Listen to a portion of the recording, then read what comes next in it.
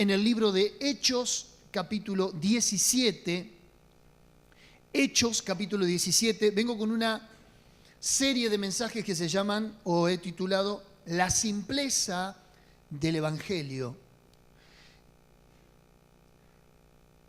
Capítulo 17 de Hechos, verso 23.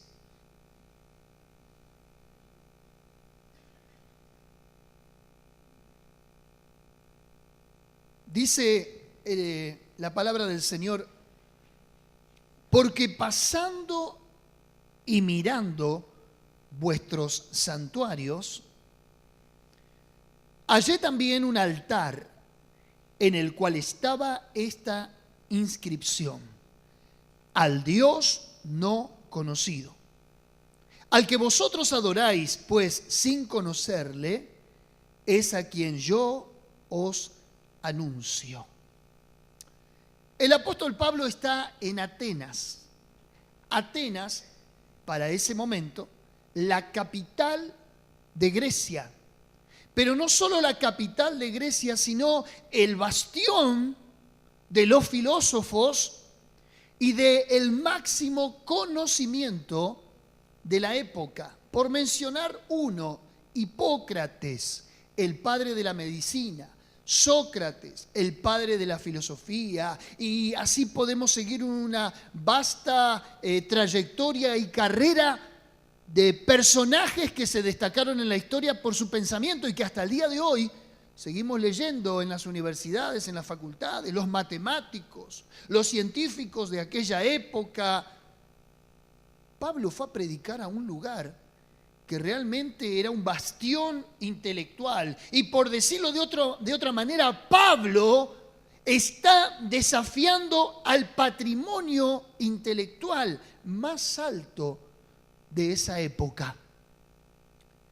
Pero aun cuando ellos se adjudicaban tener el patrimonio de la sabiduría, del intelecto, del avance, del descubrimiento, eran idólatras. De hecho, el texto que acabo de mencionar dice: pasando y mirando vuestros santuarios. Alrededor de 24 templos tenían los griegos. Pasando y mirando vuestros santuarios, hallé también un altar dentro de tantos, en el cual estaba la inscripción: al Dios no conocido. Ellos tenían un montón de dioses y semidioses. Hércules era un semidios, Zeus era un dios, y tenían un montón. Cada uno adoraba al dios que le caía más en gracia, por decirlo de algún modo. Y por las dudas, si se olvidaban de alguno, había un altar que decía: al Dios que no conocemos, a ese también adoramos. Juan Calvino decía, el teólogo del año 1500, uno de los reformadores: somos maestros artesanos de ídolos desde el vientre de nuestra madre. Quiere decir que aun cuando nacemos y somos arrojados a la vida, por un instinto natural ya buscamos qué o a quién adorar.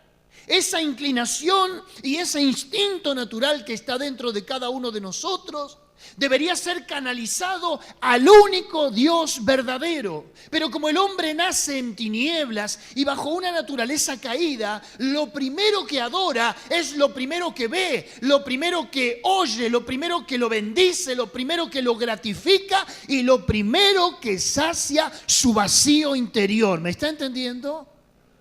Karl Barth, el teólogo del siglo XX más destacado, uno de mis favoritos, exiliado de Alemania por no rendirle homenaje al nazismo, él dijo: cuando el cielo se vacía de Dios, la tierra se llena de ídolos. ¿Qué quiso decir? Que cuando nosotros no miramos para arriba, abajo vamos a encontrar siempre algo a lo cual adorar. ¿Sabe cuál es el pecado más abominable para Dios? Alguno podría clasificarlo y decir, bueno, la inmoralidad es un pecado aberrante. Claro que sí. El homicidio, una violación, cualquiera que a usted se le ocurra, ¿sabe cuál es el más abominable para Dios? La idolatría. Porque es desplazar a Dios y ponernos nosotros algo a lo cual adorar. ¿Me está siguiendo? Y quiero decirle que Pablo va a predicarle a los griegos, a un pueblo y a una nación sumida en la idolatría, aun cuando su intelecto podía volar mucho más allá del conocimiento, ellos en su espíritu estaban insaciados, estaban insatisfechos. Y Pablo les dice, al Dios no conocido, al que vosotros adoráis sin conocerle, es a quien yo les predico. Qué sabiduría la de Pablo, ¿verdad que sí? Encontró un altar, no tenía nombre, supuestamente era un Dios que no lo conocían. Bueno, yo conozco a ese Dios. Extraordinaria la estrategia para captar la atención de ellos. Ahora, yo voy a utilizar esta ironía para que usted hoy se lleve una verdad en su corazón. Hoy también, escúcheme bien, al igual que los atenienses, y sin darnos cuenta, hemos fabricado muchos dioses, como si el evangelio de hoy fuese un accesorio más en nuestra vida, entre otros tantos que tenemos. Es como que la gente ha ayornado el evangelio. Antes era católico romano por tradición, por credo, porque es la religión oficial del Estado. Bueno, ahora como todos son evangélicos, yo también soy evangélico. Yo también pertenezco a alguna congregación. Yo también voy a la iglesia. Estoy utilizando una metáfora. Estoy usando lo absoluto por lo relativo. Pero en realidad Pablo dice, observo dentro de que ustedes tienen todos estos santuarios, que tienen altares y que tienen a un Dios no conocido. Yo también hoy observo en la cristiandad algo similar a lo que Pablo observaba. Primero, verso 22, sígame por favor, multimedia lo ponemos allí, verso 22 dice, entonces Pablo, puesto en pie, en medio del areópago, dijo, varones atenienses, en todo observo que sois muy religiosos. No era una ofensa directa al decirle a una persona, veo que sos muy religioso. No era una ofensa directa, pero era una frase peyorativa. ¿Qué pasa si a vos te dicen, sos un religioso? ¿Cómo lo tomás?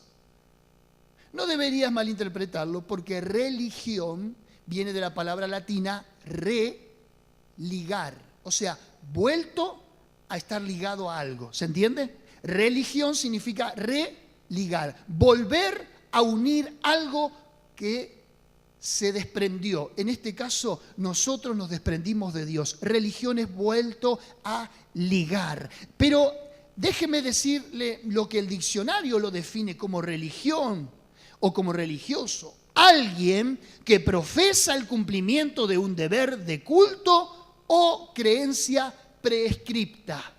No está mal ser religioso, para nada. Es alguien que cumple un deber de culto o una creencia.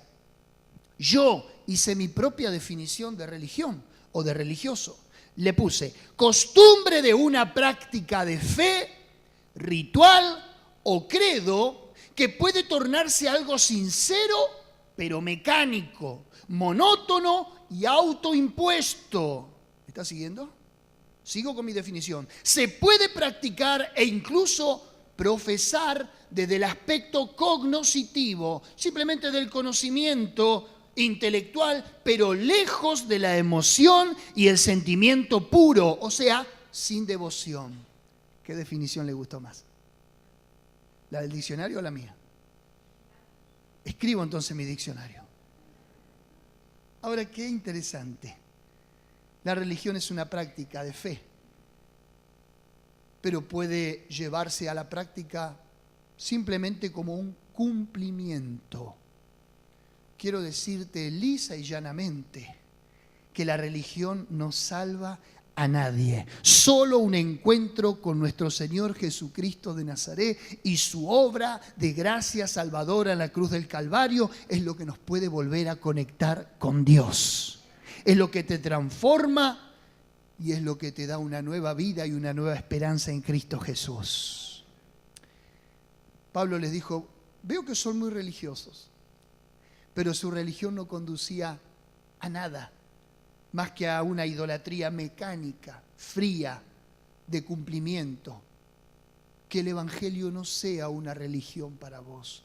Más allá de que religión no es una palabra peyorativa, es religar una nueva relación con Dios. Pero ¿a qué le llamamos religioso? Al mero y especulativo cumplimiento de una creencia. Es interesante a veces cuando uno va a la iglesia, y no me pasa a mí, pasa a todos los pastores o a todas las congregaciones en todo lugar del mundo. Cuando pedís más allá de lo que la persona está dispuesta a dar o a hacer, eso es una religión, por ejemplo. Sabemos que el domingo está garantizada la comida a la carta en cualquier congregación. Digo comida a la carta porque la gente elige dónde quiere comer, así como en un restaurante uno elige lo que desea comer. Hoy también la cristiandad se ha dado ese lujo de elegir a quién, cómo, cuándo y dónde escucharlo. Mientras que en otros lugares desearían tener un culto público y una reunión pública para celebrar a nuestro Salvador. Hermanos queridos, el domingo es el día de la resurrección. Dominis viene del latín, día del Señor, domingo. Y es el domingo donde nos concentramos todos aquí.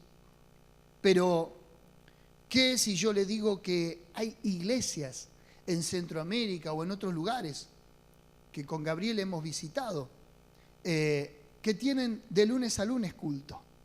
Y que ir el día domingo a un culto sería no poder entrar, no poder ingresar, porque ya tienen tanta capacidad completa que tienen culto o los lunes, o los martes, o los miércoles, o los jueves.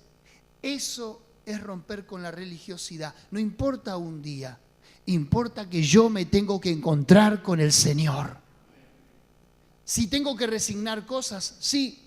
Tengo que dejar comodidades y también, pero es esa la religión que vale. Santiago lo puso en estos términos. Dijo, la religión pura y sin mácula es visitar a las viudas y a los huérfanos en sus necesidades.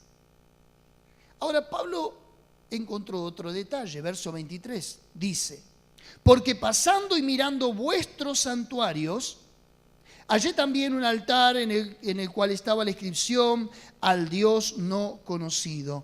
Fíjese, ¿tenían santuarios? Sí. ¿Tenían altares?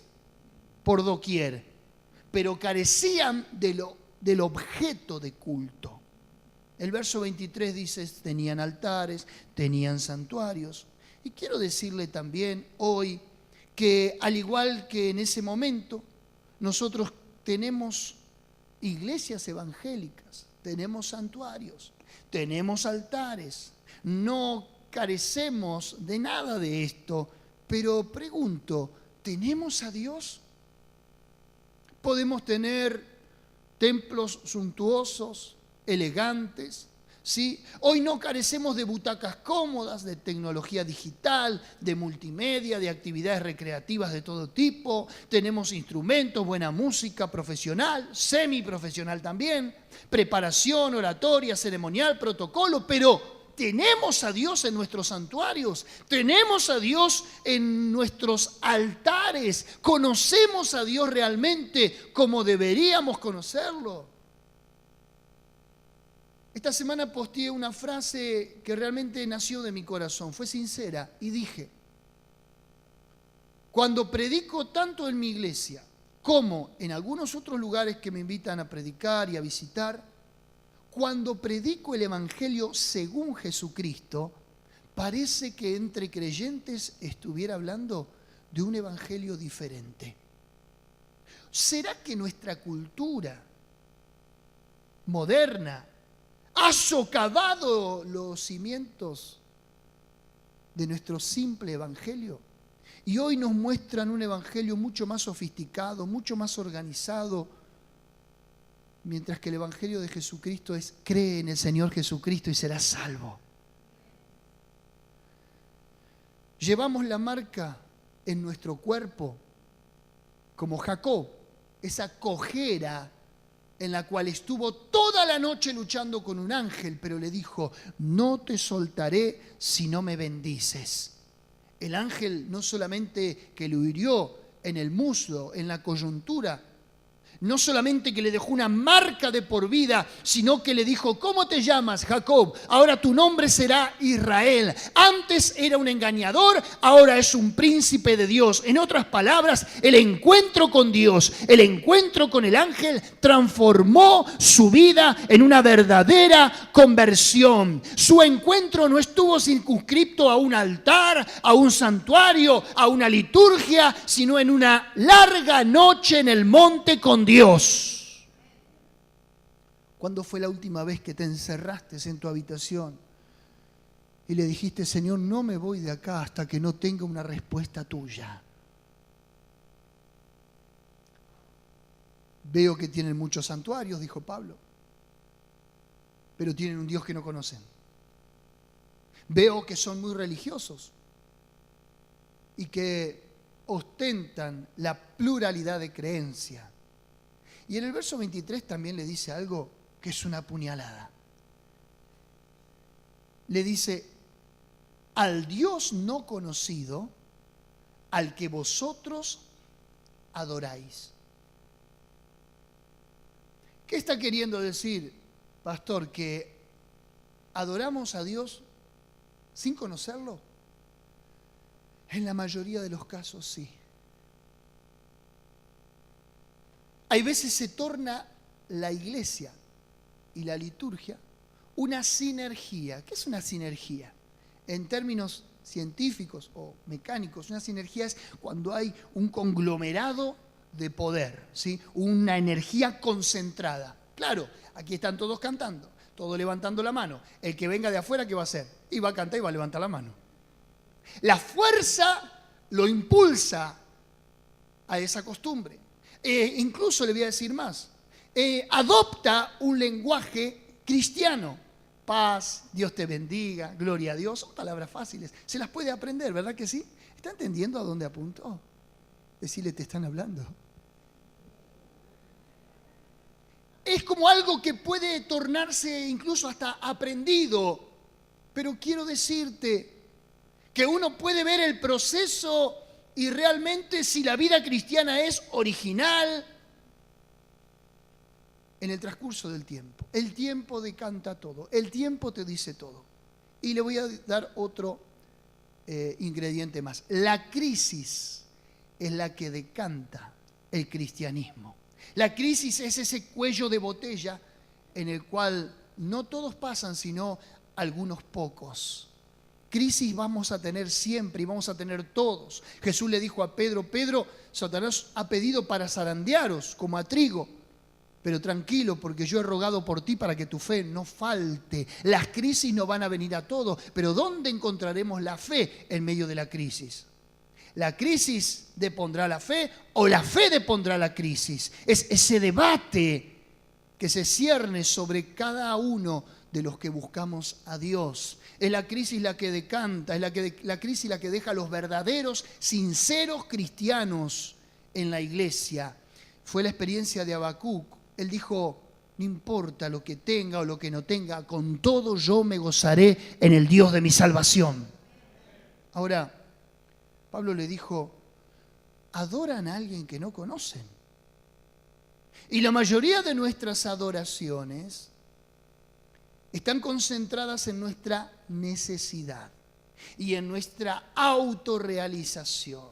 Cúbreme, lléname, bendíceme, satisfáceme y tantas otras cosas más que podría decir en esta mañana, pero solo unos pocos himnos cantamos y nos revelan el carácter, los atributos y la persona de Dios. El evangelio de antes era todo Él. Yo me rindo a Él. Él es fiel. Tu fidelidad.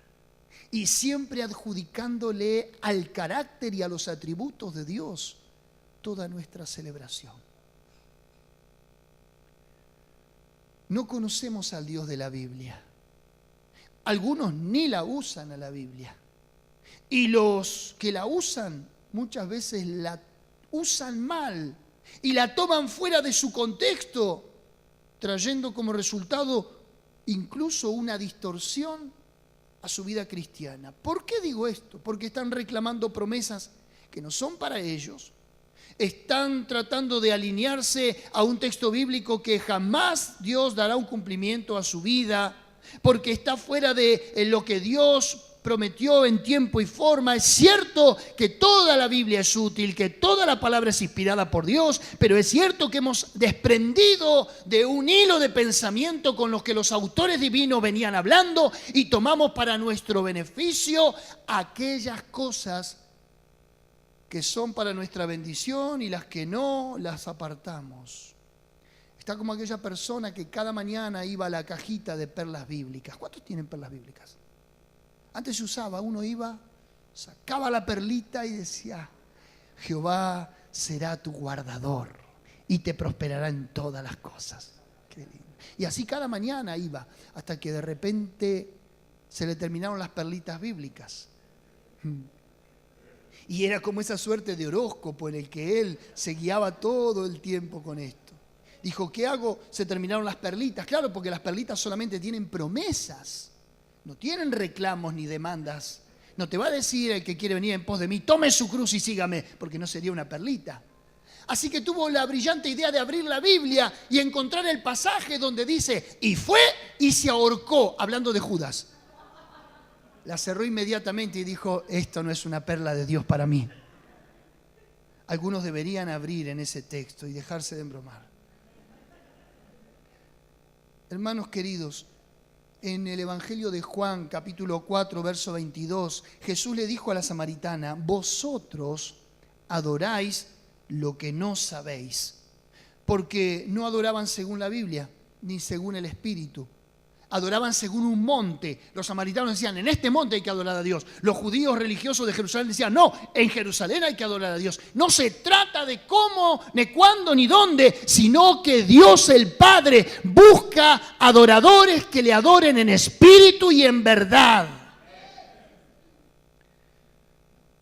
En la iglesia del siglo XXI adoramos a Dios muchas veces sin conocerle.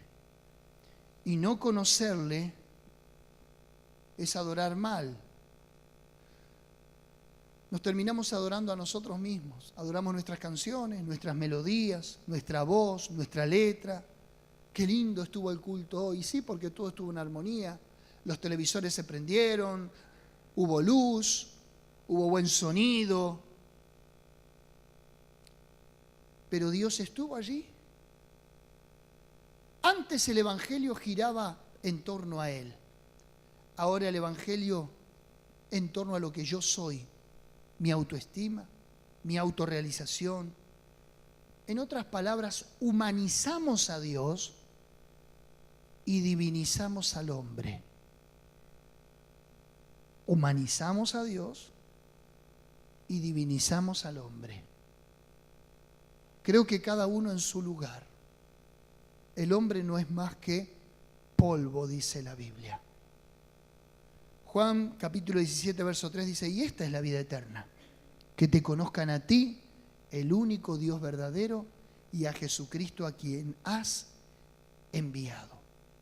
En el verso 21 hay otra reprimenda de Pablo a los atenienses. Hay otro reproche, verso 21. Porque todos los atenienses, esto es los griegos,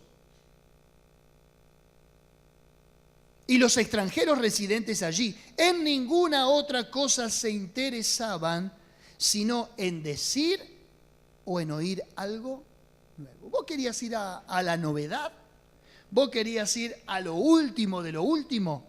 Te ibas al Areópago, que era donde se juntaban los filósofos griegos, a debatir, a especular, a tirar ideas, a hacer nuevas invenciones. Era como una plaza y ahí estaba la crème de la crème. Estaban todos los más sabios de la época.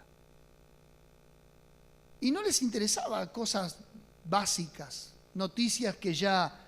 No, querían saber cosas nuevas. Entonces, como lo vieron a Pablo, y Pablo dijo, yo tengo algo nuevo, fue a ellos, ¿sí? Por eso dice que no se interesaban por otra cosa que las novedades de última hora. Y el espíritu de Grecia también se está infiltrando en las filas cristianas, bajo el lema, estamos esperando lo nuevo de Dios. ¿Alguien le dijo eso alguna vez? ¿Sí? ¿O escuchó por ahí? Tenemos lo nuevo de Dios. Un nuevo mover del Espíritu. Una nueva revelación. Para mí esta es la nueva revelación, no hay otra. Si hay otra es anatema. Si hay otro evangelio que no sea este, dijo Pablo, aun que te lo anuncie un ángel, es maldito. Pero bajo lo nuevo de Dios, el nuevo mover del Espíritu, nos parecemos a los filósofos atenienses. El mundo siempre trae la novedad, pero es un sistema antidios y vos no te tenés que manejar por la nueva moda o por la última hora. Dice la Biblia que Jesucristo ya vino a poner vino nuevo en odres nuevos. Esto es, de su espíritu, de su presencia, de su salvación, de su revelación sobre una vida transformada. Hebreos capítulo 13 dice, Jesucristo es el mismo ayer, hoy y por los siglos. Jeremías entonces se equivocó al amonestar al pueblo y decirle en el capítulo 6, verso 16, volveos a las sendas antiguas. Lo nuevo ya llegó y está en tu vida. Cuando te dijo, de modo que si alguno está en Cristo, nueva criatura es, las cosas viejas pasaron y aquí todas son hechas nuevas. Vos sos lo nuevo de Dios. Pero hay un lenguaje evangélico que hay veces trastoca nuestras doctrinas, nuestras convicciones, y son pastos venenosos que envenenarán al rebaño y morirán creyendo que están en el Espíritu. Ahora, Pablo dice que vio santuarios, que vio altares y que vio a un Dios no conocido. ¿Querés saber qué altares? Algunos de los que Pablo vio eran dioses griegos. Por ejemplo, la vio a la diosa Olimpia. ¿Quién era la diosa Olimpia? Era la diosa de los juegos y de las competencias deportivas. A ella se le tiraba en un gran fuentón que había de cemento incienso y se la adoraba. ¿Vieron que cada vez que se inaugura un juego, un mundial de deportes, vio la antorcha? Esa era la antorcha de la diosa Olimpia.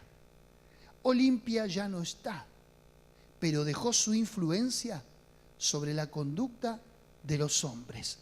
Hoy tenemos una devoción y un culto al deporte. Hay un superclásico. Diga que nosotros tenemos los cultos a la mañana. El otro día un pastor me dijo, tuve la mitad de la iglesia porque jugó Boca y River. Pero los que no te vinieron, ¿qué son? ¿De Boca y de River? Sí, con razón. Yo soy de San Lorenzo. Por lo menos soy de un santo. Pero es increíble cómo la gente puede desplazar a Dios y decir, no, hoy hay partido, hoy me quedo en casa, hoy voy a mirar o voy a la cancha. No, porque implícitamente estás terminando de adorar algo que te impone la sociedad, el sistema antidios, y terminás como los griegos, teniendo al Dios no conocido, al que no conoces, y teniendo también todos los demás santuarios a quienes honrar. Hay gente que es tiene una devoción por el deporte y no está mal, porque el deporte es lindo, bien usado, en tiempo y forma, te trae salud, te recrea la mente, es sano para el cuerpo. Pero Pablo dijo, todo me es lícito, mas no todo me conviene. Todo me es lícito, todo lo puedo hacer, pero no me dejaré dominar por ninguno. ¿Querés ver qué otro Dios había? ¿Sí o no? El Dios Apolos. El que nunca muere significa. Claro, tenían al Dios no conocido, al que Pablo anunciaba, y tenían a Apolo, el que nunca muere. Es el Dios del arte y estaba representado por una estatua de un joven bello. En otras palabras, era el arte más la moda, la estética, el cuerpo. Dicen que la estatua de Apolo tenía todo el torneado, sus bíceps, sus músculos, sus piernas, todo era una perfección de persona esculpida. Y hoy nuestro sistema y nuestra sociedad ha estandarizado y lo pone allá arriba a la perfección del hombre, detrás de las cirugías, detrás de la moda, el vestido y tantas otras cosas, que Apolos hoy también tiene sus seguidores. La estética, la imagen, el marketing es más importante que el corazón, la virtud, la honestidad. Miramos lo de afuera y pasamos por alto lo de adentro del hombre. También adoraban al dios Ares, el dios de la guerra, que personificaba la brutalidad, la violencia y el tumulto. Este dios o este espíritu inmundo que se hacía adorar bajo esta representación también gravita en nuestra sociedad. Voy por una más o dos más. Eris. Eris era la diosa de la discordia. Y dice que la casa de Eris, dentro de su mitología, estaba alejada de la ciudad. Era una casa que vivía lejos de lo urbano, de la ciudad. Claro, nadie la quería adentro, ¿por qué? Porque generaba discordia. ¿Sí? Era la diosa de la discordia. Esa diosa también adoraban. ¡Increíble! Dionisio, que para los romanos fue el dios Baco, el dios del vino. Era inspirador de la locura ritual, del éxtasis y el frenesí. En otras palabras, la exaltación violenta y el impulso que no puede contenerse. Era el dios del vino, pero no solamente por el hecho de beber en sí, sino de todo lo que se desprendía después. Efesios dice, no os embriaguéis con vino en lo cual hay disolución, antes bien sed llenos del Espíritu Santo. Interesante que Pablo le está diciendo a los efesios, no os embriaguéis con vino. Éfeso era una de las ciudades en la periferia de todo lo que era el imperio griego. Claro, estaba dentro de Asia, estaba dentro de las provincias de Macedonia, pero respondían a Grecia. Los efesios, al igual que los cretenses, que Pablo les exhorta a la embriaguez y a la disolución que trae todo tipo de pecado. Voy con el último. Adoraban también a Edón. Edón en realidad no fue un dios, fue un filósofo. De ahí que se desprende la palabra hedonismo, placer, ¿sí? Y hoy nosotros tenemos una sociedad que está sumida en el placer. Todo lo que sea placer, placer en sí mismo, vamos detrás de eso. Todo lo que me produzca placer. El hedonismo en realidad es placer por placer en sí. No importa de qué extracto de moral venga. Si hay quienes le da placer hombre con hombre, bueno, hacelo. Si hay mujeres con mujeres que tienen placer, bueno, háganlo. Si hay personas con bestias, también háganlo. Voyerismo, bestialismo y toda esa inmoralidad. Pero lo que importa es el placer en realidad. ¿Sabés que había un dicho griego sobre aquellos que eran hedonistas en la época de Pablo? Y decían, primero mis dientes, después mis parientes.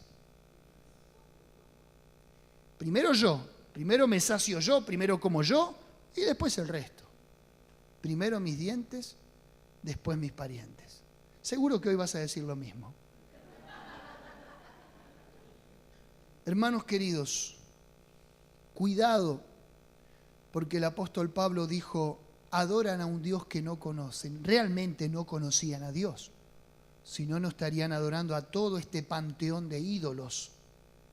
Pero cuidado, porque la iglesia puede estar adorando a un Dios que no conoce también. Y al no conocerlo, todas estas conductas y todos estos dioses falsos que se han naturalizado dentro de nuestra sociedad, podemos terminar rindiéndole culto a ellos también. ¿Cómo cierra Pablo su discurso? Y el mío también. En el versículo 30 dice, pero Dios, habiendo pasado por alto los tiempos de esta ignorancia, pasa por alto los tiempos de la ignorancia nuestra. O sea, ¿somos ignorantes hay veces al no conocer a Dios? Sí. ¿Somos ignorantes hay veces tributando, rindiendo culto a algo que me desplaza de Dios? Es un absurdo. Bueno, Dios lo pasa por alto. ¿Sabés cómo se llama este Dios pasando por alto nuestra ignorancia, nuestro pecado? Gracia. Lo pasa por alto. Dios hace como que no lo ve. Dios es un experto simulador y dice, bueno, ya sé que su naturaleza es así, pero igual los voy a amar, igual los voy a perdonar, igual los voy a bendecir, igual los voy a transformar. Eso es gracia. Si Dios no tuviera gracia, estaría tomando en cuenta esas conductas y mereceríamos castigo en lugar de reivindicación. Condena en lugar de libertad. Sigo, verso 30. Pero Dios, habiendo pasado por alto los tiempos de esta ignorancia, ahora manda a todos los hombres en todo lugar que se arrepientan.